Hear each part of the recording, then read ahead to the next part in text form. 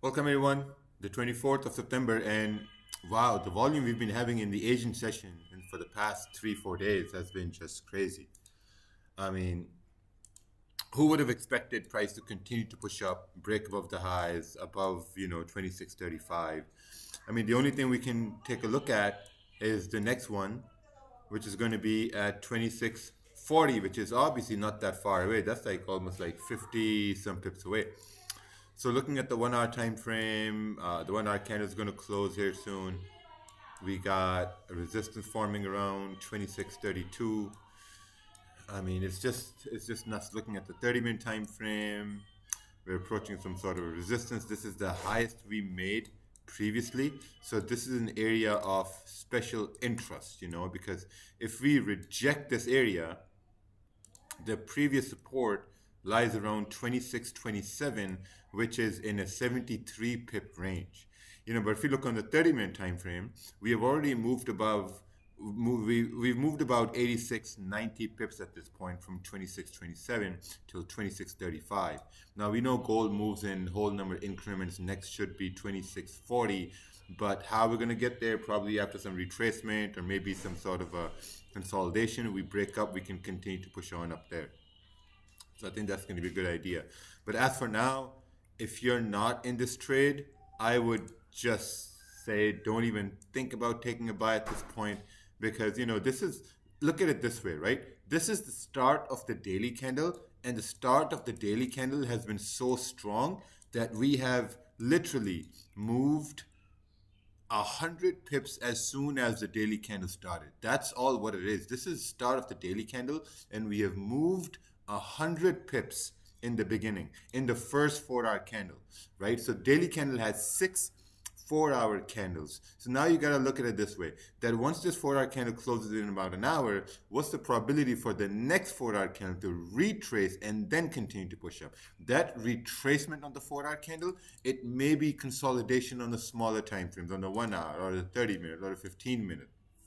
So, I mean, if we reach 26.40 without any retracement or without any sort of consolidation, then so be it. That's gold. I'm not in it. I wasn't really expecting it to do this when I woke up this morning, but it is what it is. So let's see what happens as he moves towards pre-London. So far, there's nothing. You just got to wait for some sort of a market structure to form. And after market structure forms, then we can say we can go somewhere. But I mean, looking at the Asian session itself, I think this was a very, very good entry right over here, where price kind of on the 30-minute broke above this area. You got clean range of price to move up. Congratulations for people who took it. Looking at the 1 hour time frame here as well, it was very clean, very clear. Look at this 1 hour impulse entry and just trusting it for 40 minutes or 30 minutes for it to continue to push up. Just amazing move with gold. Let's take a look at pound yen. Looking at the daily on pound yen, we are continuing to rally up on pound yen here as well. To be honest, I'm not going to lie. I mean, looking at the 4 hour time frame, we're coming up to some sort of a resistance area on the 4 hour. At the same time, we have some sort of a support at this point. Looking at the 1 hour time frame now, we can adjust this zone further. I guess we got resistance around 192, 200. We're moving up in this area, and yeah, I mean, if we break above 190, 192, 250, looking to the left hand side, we have, I'd say, like a pretty good range where price can move in.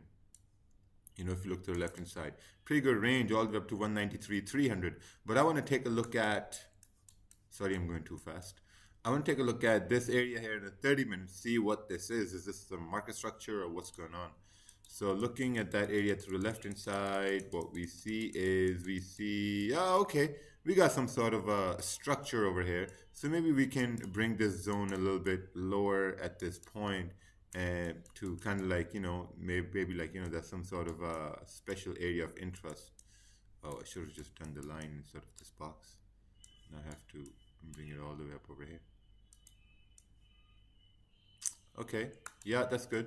So I mean, if we do break above 192, 250, you got 50 pip range for price to move up.